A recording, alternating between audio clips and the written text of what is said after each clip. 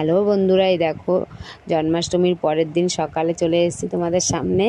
একটু ভিডিওগুলো দিতে দেরি হয়ে গেছে। আর এই দেখো সব আমরা রেডি করে নিয়েছি সকাল সকালই, কারণ আজকে 12টা সাড়ে 12টার মধ্যে আমাদের গোপালকে ভোগ দেওয়ার ইচ্ছা আছে। আবার 56 ভোগ হবে গোপালের।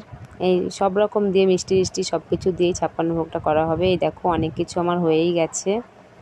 আমাদের এই যে আমার দিদি করছে, বোন করছে, আমরা সবাই মিলে, আমার মা সবাই মিলে করেছি দেখে আমাদের খুব তাড়াতাড়ি হয়ে গেছে।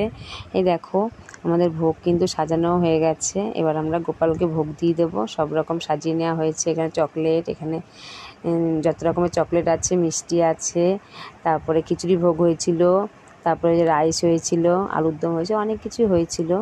আর দেখো গোপালকে আবার সকালে এক সাজ হয়েছে, আবার গোপালকে এখন আবার সাজিয়ে নেওয়া হলো, একটু নতুন জামা কাপড় পরিয়ে দিয়ে গোপালকে এই সিংহাসনে বসিয়ে দেওয়া হবে।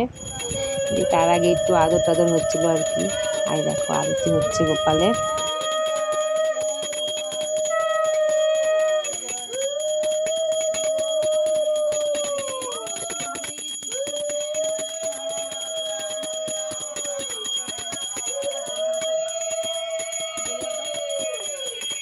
দিয়ে সব কিছু হয়ে যাওয়ার পরে কিন্তু আমরা এই যে দেখো সবাই মিলে খেতে বসে পড়েছি।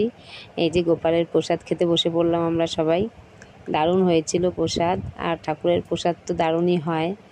আর এই দেখো আমার মেয়ে খাচ্ছে, এই যে আমিও খাচ্ছিলাম।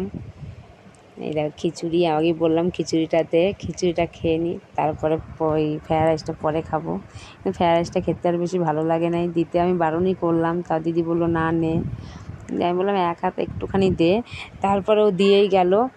দিয়ে লাস্ট টাইম খেতেও পারলাম না, আমার ছেলেকে দিয়ে দিলাম, কারণ আমার খিচুড়িটা খেতেই দারুণ লেগেছিলো। আমি এইসব মিষ্টি, আর এই দেখো মিষ্টিও যে যেরকম